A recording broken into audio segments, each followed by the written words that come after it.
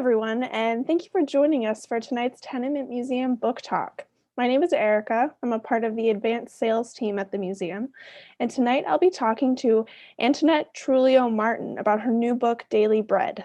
Antoinette is a lifelong New Yorker whose family immigrated here at the turn of the 20th century. Antoinette is not only a writer, but she's a now retired educator who conducts author visits such as this one and professional development seminars for teachers. I would also recommend after our talk checking out her blog, which is storiesserved.com, which is going to have some more family stories and other life musings. But I'm really looking forward to hearing more about this wonderful book, Daily Bread. So let's get started. Thank you, Antoinette, for being here with us today. Thank you. So you mentioned that Daily Bread was really inspired by stories that were told around your dinner table, and there are a lot of really great historic details. So I'd love to learn more about your research and your writing process.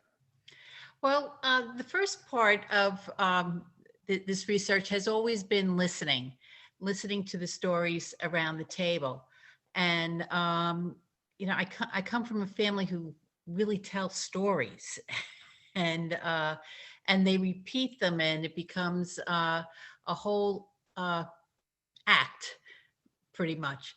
And as I started thinking that, I'm going to write these down, I really needed some background as to what was going on during that time, and what was the history, what was New York like, especially, and what were people's priorities and needs at the time. So the internet is a wonderful thing. And the New York Public Library has great ways to get in without having to physically go into the city. Although I have sat among the stacks, which is really kind of cool. And the Tenement Museum was an amazing resource. Oh, yeah. And it was great. The first time I went with my sisters and my mother, who, once we went through the tour, she was saying, "Oh yeah, my mother would talk about this, and my aunt said this, and this is what the big windows look like." So it was, so it really brought everything, true. It became true. Yeah. So that's when everything really started to tumble forward, and I reached out. Some amazing people gave me some great direction and resources to look up some details, even what were children learning during that time, and what were the classrooms, what were the size of the classrooms, and how many days did they go to school, and of course, taking snippet stories from other relatives on, what their experiences were in school in 1910, 1915 versus the 30s and 40s. So it was a lot of listening. And, I'm just so lucky that I have, a good population of older aunts and uncles who love to tell the stories and love to share. Are there any particular stories that you had included, like specific things that had happened to any of the people that you spoke to that you really put inside of the book, or was it just? Oh, well, yes, the story is actually loosely based on a sweet story my grandmother would tell. She was the eldest. She was Margaret. Oh, wonderful. And there was a baker on the corner a Jewish baker on the corner who allowed children to come in the morning to learn to bake bread. Mm-hmm. And most likely it was that they were looking for apprentices because they didn't have children. And so she, for about the time she was about 10 to when she had to leave school, she left school before she was 13. She baked bread every morning, and at midday she went back and kneaded the bread and shaped the bread. And that was her help. And the baker gave them a break on the price. It was 3 cents instead of 5. But he had rules. You had to be tall enough to reach the table. So there was a mark on the wall. And you had to, if you missed a day without a good excuse, you couldn't come back. So he had his rules. So she was very good about, following the rules. But her little sister would tag along. Like And she Lily. was cute and pretty, and she sang and danced and, and twirled and the baker's wife loved her and gave her the extra little roll and the whole thing. So, it was just because Lily was cute and pretty, she got special attention. But yeah, that's great. It really does feel like reading it felt like hearing someone tell that story. So it's really cool to hear that it's actually based on your grandmother, I believe you said, which actually leads me to my next question. I was going to ask if Margaret was specifically inspired by anyone, because she's such a strong, smart, really determined girl that I think a lot of young readers could really look up to. So if you want to talk a little bit more about Margaret and her inspiration, I would love to hear more about that. Well, again, she's loosely based on my grandmother, who was a very strong, tough lady. She had a lot of regrets, and one of her big regrets was that she wasn't able to go to school. She wasn't able to finish school. She was made to go to work in the factories. And, when I would hear that, I would think, there were so many girls who their education was just not valued. Yeah. Boys could maybe finish if they wanted, but for girls, it really wasn't necessary. After all, they were going to be married off soon and have their own set of problems. But she was a hard worker, and she always had this about her, that she had wished that she could have been a secretary, maybe, or that sort of thing. But it got me thinking that there must have been so many girls out there who would have wanted to learn more, to finish up school, to even to have the friendships. Yeah, absolutely. Friendships up might have been another thing. Yeah, that's awesome. And you'd mentioned previously you wanted to read a little bit, a section of the book that we get to see Margaret a little bit more. Yes, I'm going to read chapter 8, Rat Face.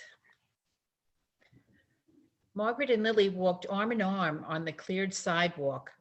Lily's head swam with the secret. She had never held a valuable secret before. She and Nellie told each other little snippets of neighborhood and school gossip, but never did she know something that could affect a person's life. Margaret's secret could get her in big trouble. Nellie's cousin Josephina was sent away to a girls' home in Queens for smoking cigarettes with boys. Keeping money from Mama and Papa could send Margaret away as well. Margaret might be sour and bossy, but Lily shuddered at the thought of losing her. The wind was not as fierce, but a sharp chill blew through Lily's coat. Puddles of snow and ice leaked through her shoes. People scurried along the sidewalk and street, making up for the lost time earlier in the day. Margaret navigated across Canal Street and through the crowds. Suddenly, Big John pushed into Margaret. Donnie came from behind Lily and shoved her. Margaret stumbled forward, but quickly caught her balance and grabbed Lily. The boys ran down the street. Big John yelled, "Watch where you're going, ugly rat face." "Brute," they shouted Margaret, shaking her fist at the runaway boys. She turned to Lily. "Are you okay?" Queasy fear made Lily's stomach flip. Not one person in the crowd stopped to help them. Her voice trembled. "Why did those mean boys call us names?" "They are calling me names, not you," said Margaret. She locked Lily's arms into hers and began walking again. "You don't look like a rat," said Lily. Margaret pulled Lily close to the tenement stoop and stopped to adjust Lily's coat. Strangers flowed past them. Lily noticed that Margaret's long nose was red and runny with snot. Her dark eyes, rimmed red, looked into Lily's bright blue eyes. You're not ugly, Margaret, said Lily, but I'm not pretty. It's And that's, I think, yeah. Sorry, yeah, go ahead. I think is a timeless issue with young girls. Absolutely. Yeah, being pretty, being accepted. There was And yet equal sorry, sign. there was just a lot about Margaret that I felt like she, like, I now as an adult, but as a child could have really related to her, despite the fact that we grew up in completely different situations, different states, different time zones, everything like that. It's really well done. So you have another, like, a picture book that you've written as well. Yes. What really made you decide that you like to write books for kids? I find, as a writer, especially in these days and times, you really need to speak to an audience. You have to really be connected to an audience, and my best audiences are kids. And I can talk to teachers, I can read to children, I can, I watch them play and pay attention to how they speak. So I think I have more of a feel for that audience than an older audience. I did write a memoir called "Hug Everyone You Know," about my first year with breast cancer. Oh, wow. And the book came out well. It was good, but it's a very hard audience to talk to. Yeah, definitely. Now that now that Daily Bread is out, I love it. This has been so much more me. Yeah. It's more of a comfort level. In fact, last week we had the publisher of Red Penguin Books and I hosted a junior book club talk with 7 children about Daily Bread, and we had a nice book discussion. So that was a lot of fun.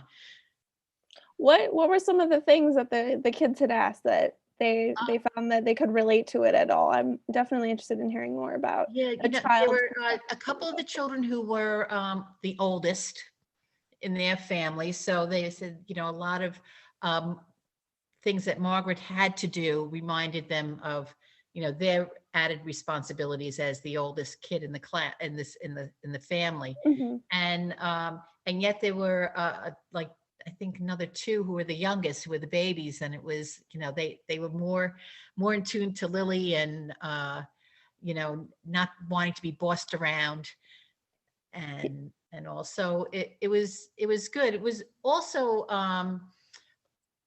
a thing where the kids really weren't really that familiar with this period of time in history. And I find this period of time fascinating because it's almost like a dead space that the schools really don't address so much. The Civil War is over. It's a new century. All this wonderful technology has started to evolve and all. And then next thing we hear about is World War I. But there's so much, in the technology and the way people are living and the way society is changing, and the progressive thoughts that were and thinking and practices that were going on. It's really quite a fascinating period of time. So yeah, absolutely, I agree. I felt myself even learning things that I never really learned in school going through the book. I also thought it was really very interesting and also inevitably sad that you ended up including Connie in that whole situation. I think it was a good parallel between what Margaret wanted to do and like the unfortunate situation of what happened to so many people. Right. It was like a really great setting to put in here. Yeah, it was a good event to put in, and to bring the whole point home, especially for this fictional family. Yeah, Mhm. I thought that was really great. I was reading it like, I feel this year seems like something important happens in relation to that. So Yeah. when it finally happened, I was like, oh, that makes me sad, but I knew it was coming. But a younger kid reading it wouldn't know that. They would probably be totally caught off guard and have learned something Right. new that actually happened in history, which is one of the things that I are like personally really love about historical fiction. Yeah. Is do you That was have something that the yeah, kids brought up was, they couldn't understand why the fire was so bad. Um, y- they made parallels to 9/11. I said, "Oh no, that's really not what it was. very different. This was a fire that happened, most likely because the dust probably exploded, and the girls were all trapped, and so it was, how could they be trapped? And it's like, well, it's because of something like this happening. Now the rules are made. Yeah, it's a This is really what cool happens opportunity. sometimes. A disaster has to happen so that rules for safety and have to be made. Yeah, absolutely. Yeah, yeah. It's So, important, I think, to introduce kids at like a young age to all these different important parts of history that they right. don't get to really see about too much. Um, Mhm. and then you also there's like a companion cookbook that you created along Yes. with this. So do you want to talk about that a little bit more too? Yes, this is called Becoming America's Food Stories. Um, there's there's a lot of food in in daily bread, because getting food every day was the chore. Yeah. So I do have some food references, and I do like to cook. I come from a family who loves to eat, and we cook and we eat, and it's in volumes. Um, and there's a lot of stories that revolve around food. And on my blog, Stories Served Around the Table, um, a lot of the stories do evolve around what's going on and what are we eating at the end of the day. So I collected some recipes, and my publisher was just like so excited over this. It really is more um, a, a collection of stories with recipes, not Yeah. some recipes with stories. But I had to learn how to do some uh, food photography. Uh, I'm not a visual artist, so that was fun. And my daughter's an artist, so she came and she gave me some good pointers, and we dressed food for a couple of days. And and it was also fun going to my aunts and uncles, you know, uh, said, what did what was the story about the fish that they brought in? Or, what was, my one uncle says, oh, you have to write about Puskaneska sauce. Okay. So for that, it was a lot of fun. And I after a while, so many, suggestions and recipes were coming at me. I really had to narrow it down. I said, well, no holiday foods, and let's just keep it to, like, like a Sunday dinner, or maybe a special birthday occasion, that That's sort of thing. that's Yeah. awesome. So was it during the book writing process that like during your writing Daily Bread that you decided that you wanted to make a cookbook too? What was that like? No, it was really my publisher, Stephanie Larkin at Red Penguin Books, who wanted a companion book. Oh. And we just kind of came up with this idea. So this was quick in the making. Yeah, no, it's great. I think it goes I would definitely recommend people get both of them together. I think they Oh, go so great. well Good, together. good. I enjoyed Fun reading reads. both of The them fun very read. much. Yeah, especially during reading Daily Bread, like talking about Mrs. Goldstein's The Knots. I was like, I really want to eat that. I want to be able to taste this for myself. To make the nuts, yeah. So then Yeah. to be able to go over to the cookbook, and now I can actually try and make it for There you myself. go. And that one we experimented a couple of times. My niece is an excellent baker, and so she tweaked my recipe, and then I tried it, and it does work. The recipe does Good. I'm looking forward to trying it myself. I also, besides specifically influences for this book, do you have any like general writing influences with this being like a historical fiction? Mhm. It really seems to tie in with a lot of other like a classic American literature. So do you have any like influences from writing or reading or anything like that? Well, I guess in 2012, I enrolled in the Southampton uh, Masters Fine Arts program for creative writing and literature. It was something I've always wanted to do because I always wanted to be a writer when I grow up. So, I enrolled in that, and it was just a beginning opening of what could be done with creative writing, and so got to read some classics, and uh, got a lot of great feedback and workshopped, and for those 2.5 years it was really a great experience, and there was just so much that I learned. But what came out of that, I became very friendly with a couple of other students, and we kept up uh, a writers group, Oh, very cool. and that was so key. Writing is such an isolated affair type of thing, and then people ask, so what are you writing about? And then you tend to ramble. And you're not really sure what you're saying. So, but with the writers group, you're sharing, um, you're interacting, and you're listening to see, what's making sense, what can I pare down, what needs to be added, that sort of thing. So, for me, the writing process really does need a group.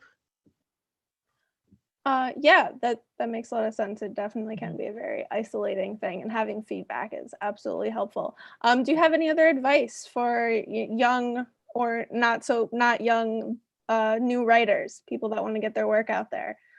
Well, you have to keep writing, and find your people, find your, and now, online there's a lot, there's so many avenues that way. Um, I'm not always that comfortable with the online groups, although now this whole Zoom thing seems to open up maybe some possibilities. But to find yourself a little community, and and go from there, and just write. I journal. I'm a daily journaler. I like to journal in the morning, and I find that's also another practice that that keeps the words moving, and keeps the ideas flowing, and lets me have a voice without rambling out loud. Do you have any specific like tips or advice for people who are trying to write books that are geared more towards children, that is a little bit of a different Yeah. writing Mhm. process than writing for adults? Yeah. Listen to how, not so much how the children speak, but listen to how they speak, and process the language, and with each other, and because that makes it so much more authentic when you're writing dialogue, when you're trying to get into their heads, as a child. Yes, we've all had experiences being children, and being hurt, and feeling left out, and whatever. But that was just the one person perspective. kind of, it's good research to, to reach out to kids and listen to them, either, in a classroom or in a play situation, that sort of thing. And also, if you're going to write for children in a different time period, you need to do a little research on what the slang was. And what kind of research did you do to figure that kind of thing out? well, like I say, I still have parents and aunts and uncles around. And there is actually a site, a website for American slang and what terms were used at what time. Oh, very cool. Like I wanted a word that Lily would use that would mean cool, like, Mrs. Goldberg is so cool. But they didn't say cool back in 1911. They said keen. And if a person was crazy, they called her dotty, that sort of thing. So, so that was fun research. Another fun thing was finding out what games they played and what they called the games. You want to talk about that a little bit more? How did you find that kind of stuff? Yeah, it is, the children all play the same. They have a ball, they play tag, they climb, they jump, they hide. But the rules kind of change a little bit, that sometimes there's teams, sometimes there's not. But children play. And so the game Patsy is mentioned several times in Daily Bread, and that was a hopscotch game.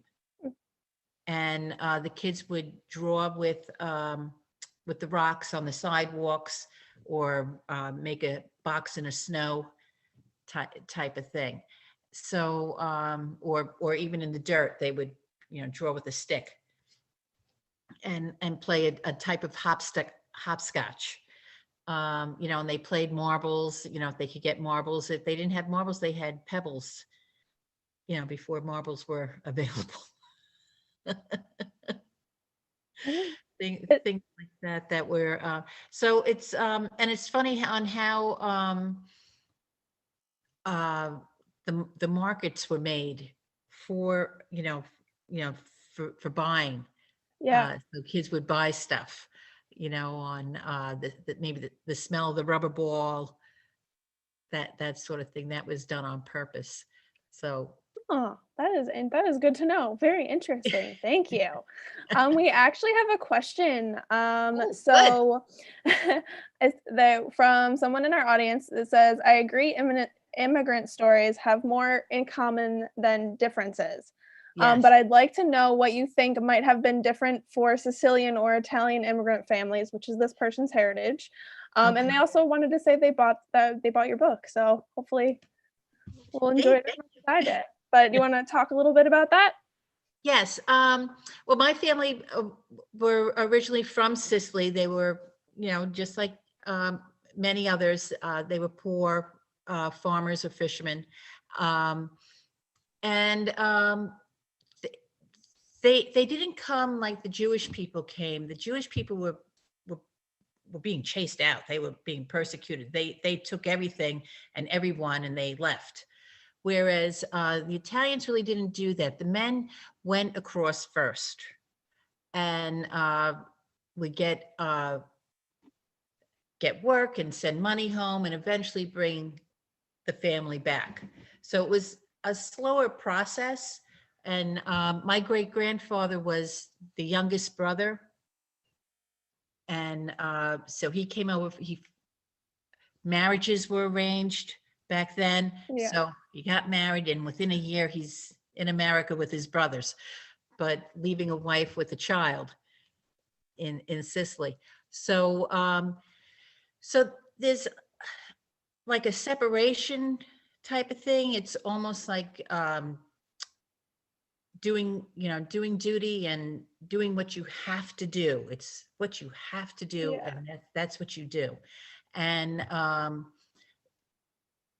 that side of my family, they my great grandmother was not happy about leaving her home. She didn't want to leave her mother and her sister. She was okay with not having a family with a husband, but the way it worked was that if he took up with another woman, she would have been left destitute. So she really needed to leave. So there was really no choice on her part. And I think back that she might have been a rather angry person, in raising her family and all. And they kept, I think the Sicilians kept a lot of old world superstitions and ways about them. They at least with my family, there was a lot of superstitions. Stragers were called upon before you call the doctor. They did a lot. They were interesting people. Sounds like it. Inspired a whole book. And education really wasn't a priority, especially for girls. Education wasn't a priority. That actually leads into another question that we have. So we have a visitor who's asking about some of the defining elements of the time period, specifically asking about why Margaret might have been asked to leave school. Was it just because the family needed money, because that school wasn't considered important, or if they just wanted her to go out and get married, which you talked about a little bit, but if you want to go into that more. Yeah, well, Margaret needs to leave school because the money is hard. It's hard for the father to stay in steady work. He works in a dangerous place on the docks, and also it's the belief she knows how to read. She can add and subtract numbers. There's no need for her to go to school anymore, so she could work in a factory and get a steady pay. And getting steady pay was it. That was there's something that you can count on. So so even though she was really the rules were that children had to stay in school till 14, but the reality was that was not enforced, especially in the Lower East Side. The children, if a parent had died or something, the kids all went to work. The little boys were selling newspapers on the streets all day long. They carried garments through the streets. And the girls went to the factories because it was easy for the factories to hide these kids, if there was ever an inspection. So before the labor laws, before any safety or any of that went on, these kids, it was a fortunate event for the families to be, it was their way out. It was their way out of this area. And these places were terrible to raise a family. I mean, it was tight, a lot of people. It was hygiene was an issue. People were always sick. And it was a dangerous place to live. So hypothetically, if we were to move a little bit forward in Lily's life, do you think that she would have taken a kind of pursuing education path like Margaret, or what do you know what you think she might have done? Lily wants to be an artist. She wants to sing, which is another problem for a Sicilian little girl. But she wants to to show off and all. But and there lies book 2. Can't wait. Yeah. So hopefully she'll be able to pursue something for her artist heart. Yeah, absolutely. So this is also, like many middle grade books, is kind of a coming of age story. Did you have any, aside from your family, any other like specific books that you were thinking of when you wrote it, or what kind of inspiration did you have to like focus on um, the growth that we see Mhm. with Margaret and even the bullies? Right, right. Yeah, the bullies and are the secondary characters, and I had a hard time figuring out, if this was going to be middle grade or young adult. But I settled on the middle grade, but kept Lily young, Mhm. uh, mostly because I still needed the parents deeply involved, and I wanted to show a progression, because even though she might only be 9 years old, the children that young do wind up with a lot of responsibilities that um, children of today would not have known. Stories that I've read and looked at, some stories of age ones. There's this wonderful one that was written. It's called The Hired Girl, and now the author escapes me, but which was a great story that actually took place. I believe it was like 1910 in Baltimore, and so again, it was a coming of age story where she leaves the farm, she runs away, she winds up being a hired girl in a rich family's house, a rich Jewish home, and she's a Catholic girl. So there's a lot of things that she doesn't understand because she's only 13, and has lived on the farm all her life. But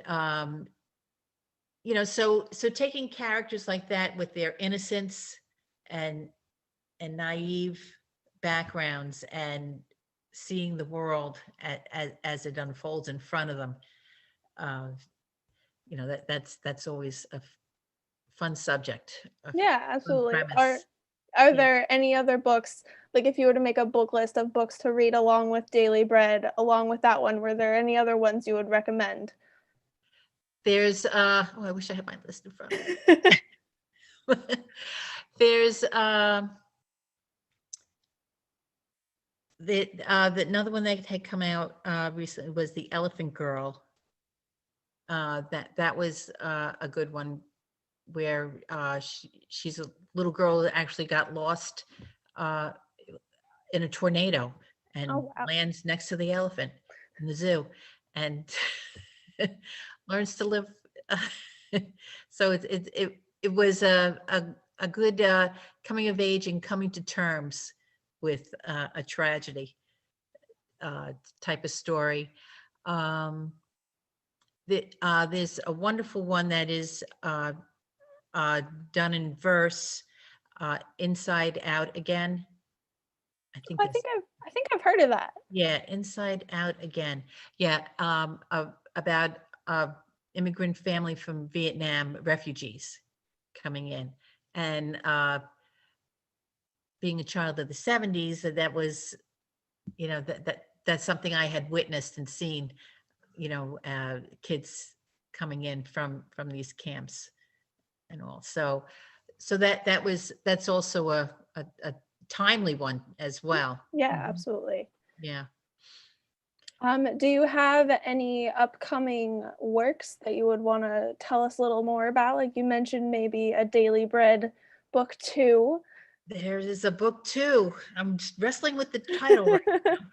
But in fact, just last week, I started my research.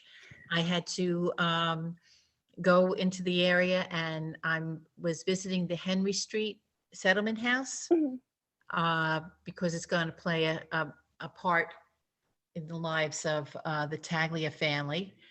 And so I visited, and I've been researching the founder, Lillian Wald, and but I really needed to know if Lily was going to be able to run from the Henry Street house to her home, because there's going to be uh, scenes where she's going to need to run, and it is possible. And I found the park where she could make a shortcut through, And so it was a great field trip.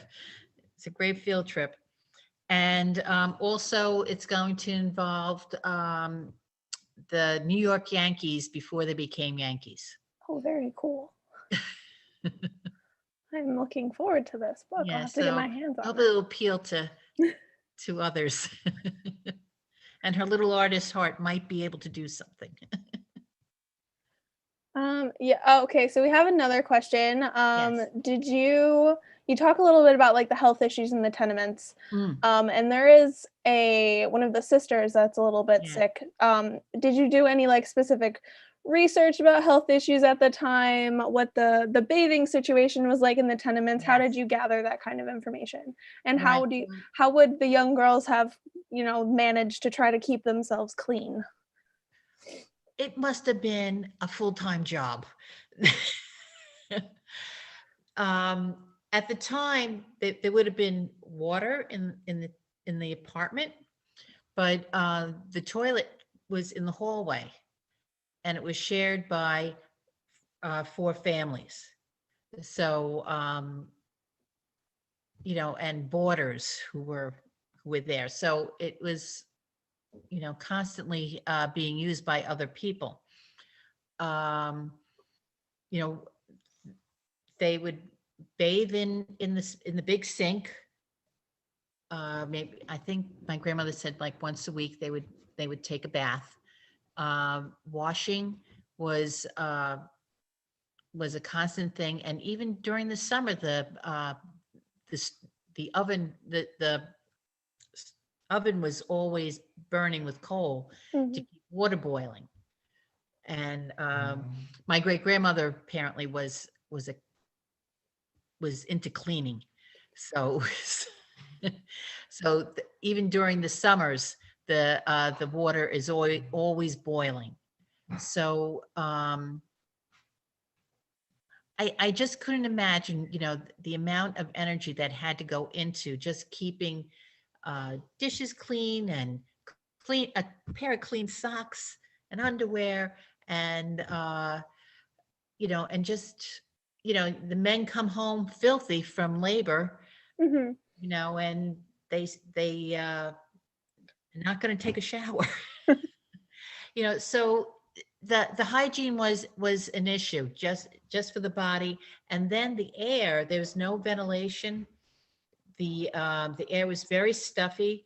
There was usually just one window or maybe 2 windows that looked out on the street or in the back alley, and so the circulation of air was terrible. And we're in a pandemic now. I Can't imagine. and they had a pandemic in 1917.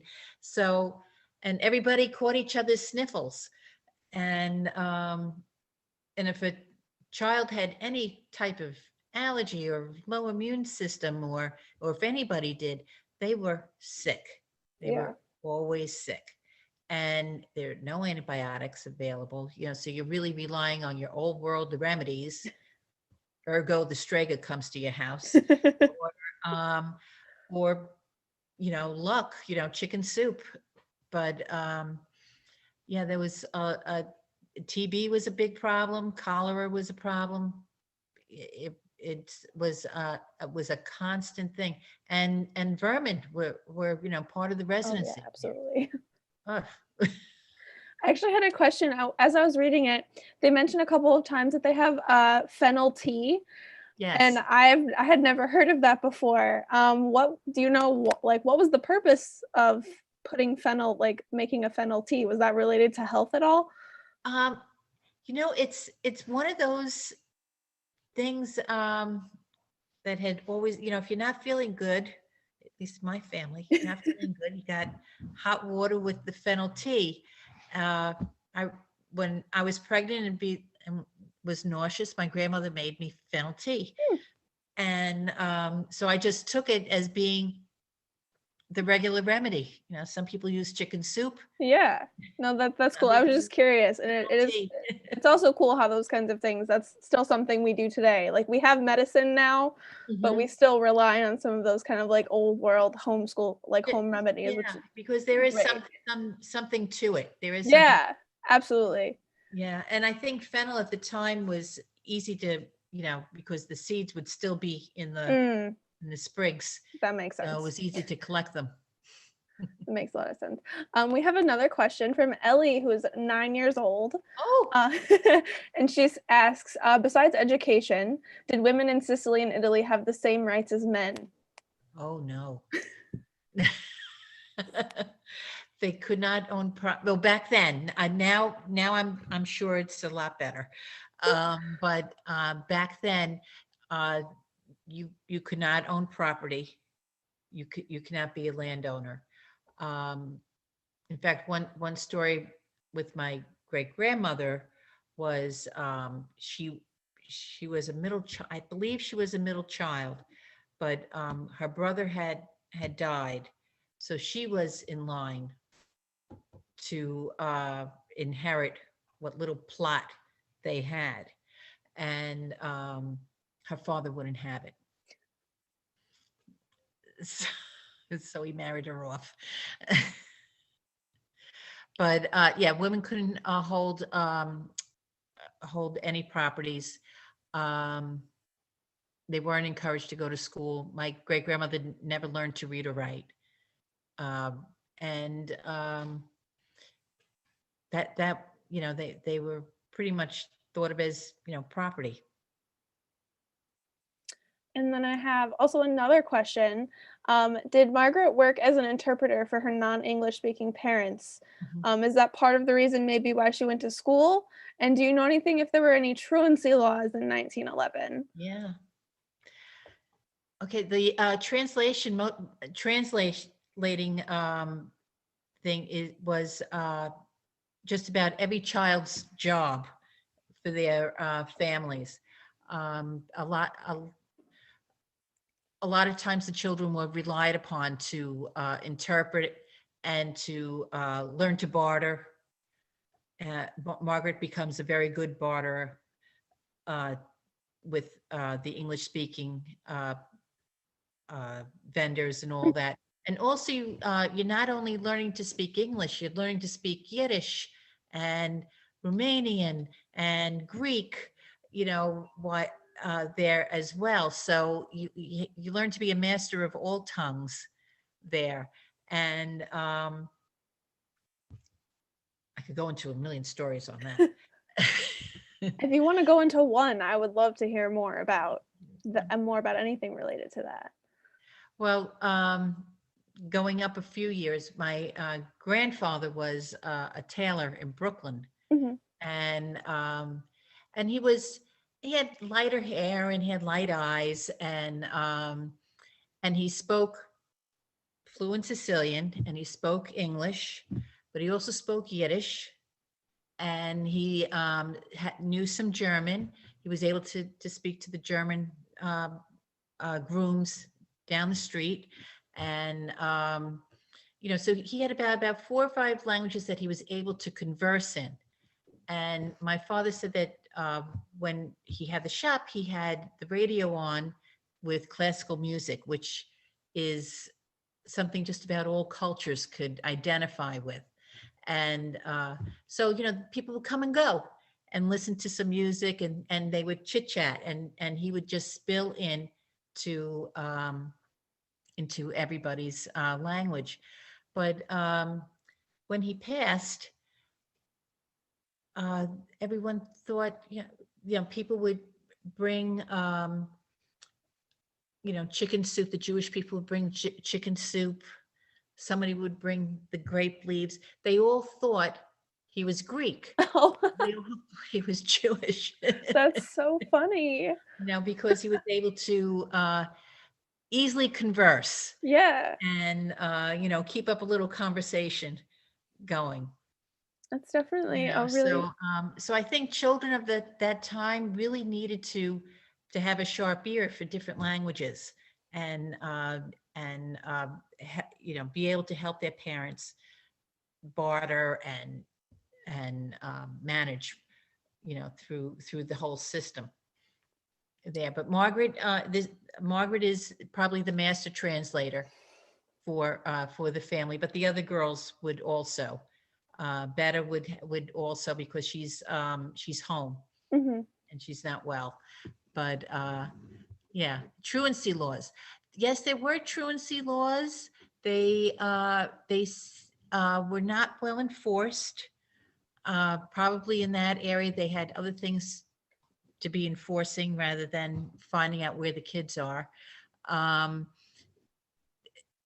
the New York public school system, the city school system, was really evolving at that time, trying to make it so that kids would want to go to school, offering trade programs, offering night school classes, that sort of thing. So it was kind of a progressive thinking back then. Yeah, it sounds like it. Um, so, to accommodate, all these immigrant families.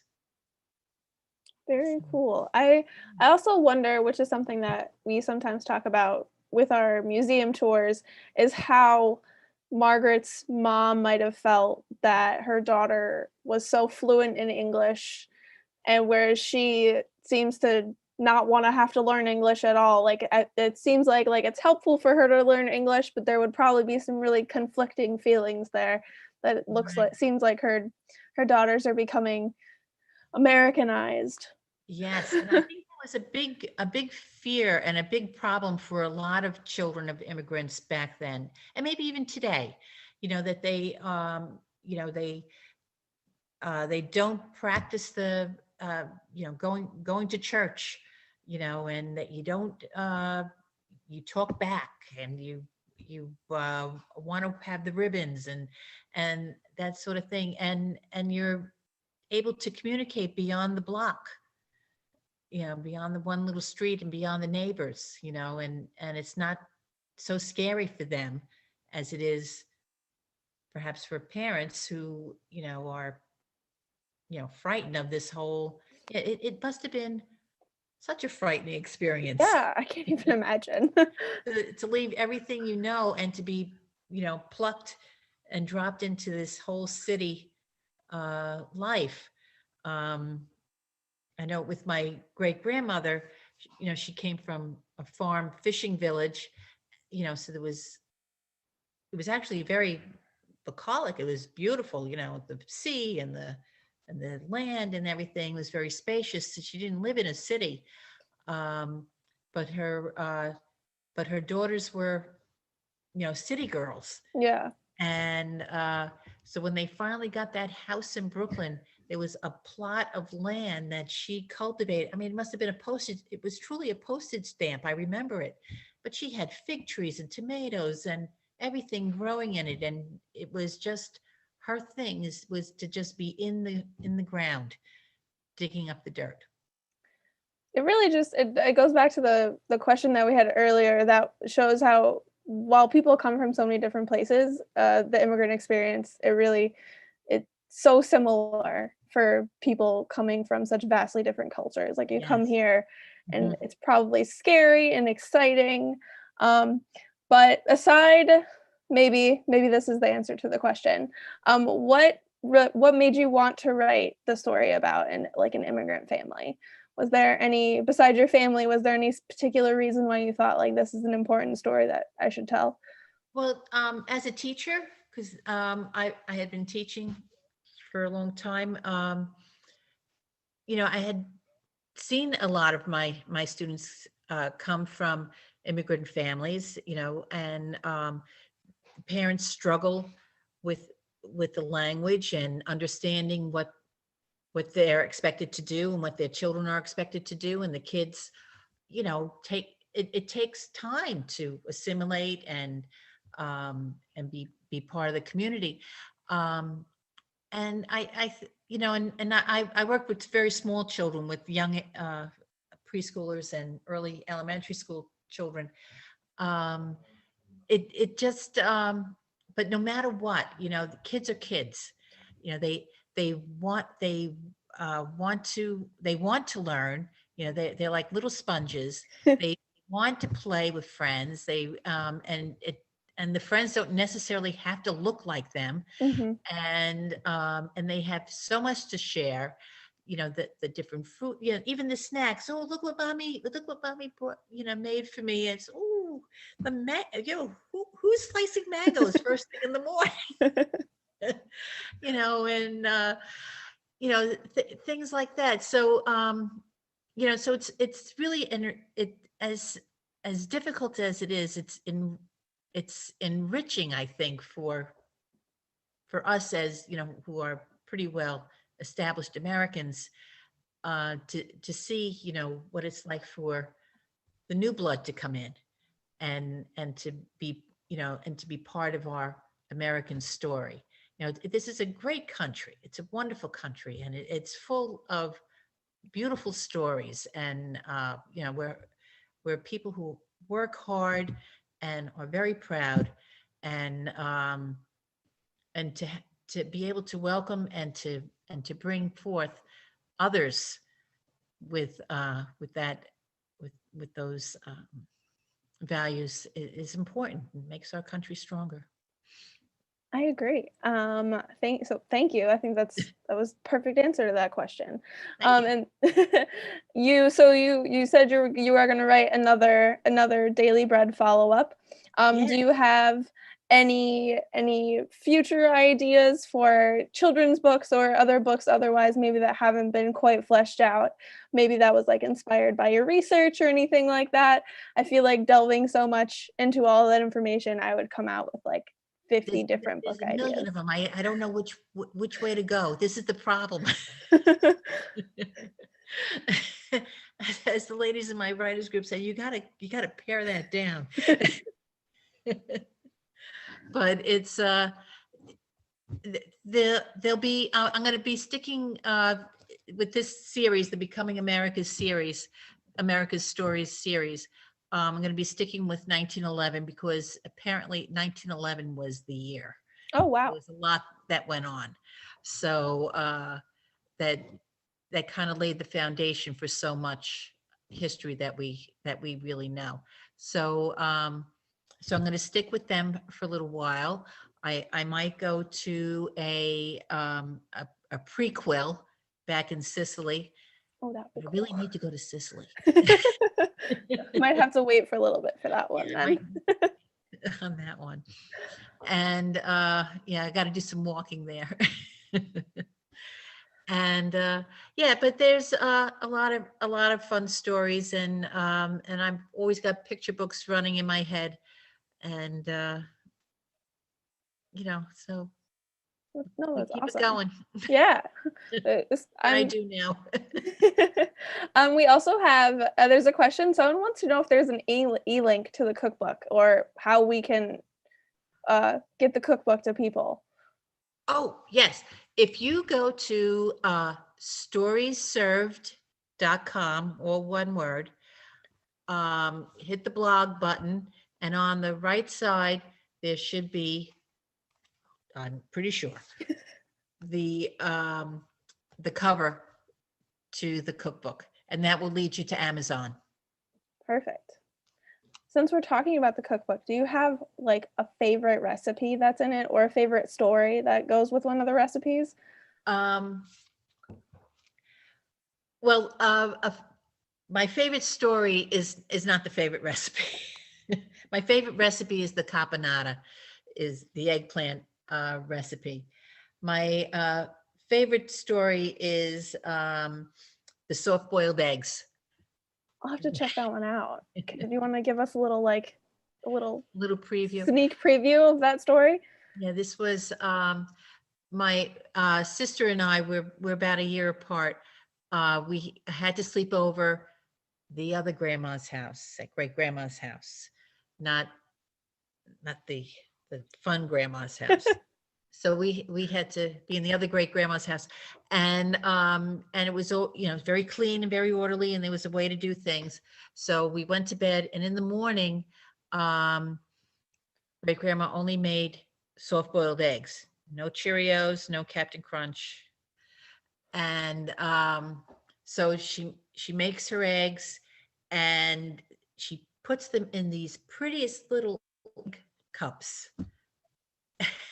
And we couldn't crack it the right way. We couldn't scoop it the right way. She had to do it. And my sister was like, all runny and everything, because my great grandmother's 3 minutes was a lot quicker than everybody else. So you'll have to read the story. Yeah.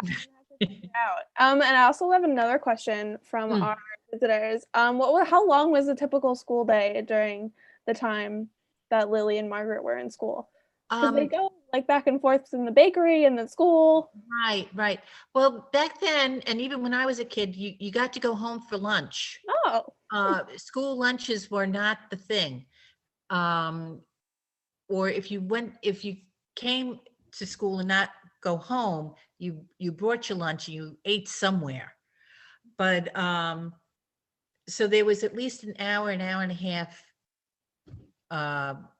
in the middle of the day that was given for lunch. So they would be at school like at 9 o'clock to almost noon, and then come back around 1:30, 2 o'clock for another hour or so. But I kind of think that afternoon session was not mandatory. That There was a lot that was not too mandatory. Yeah. Space was tight. Heat was expensive to heat those buildings. Yeah.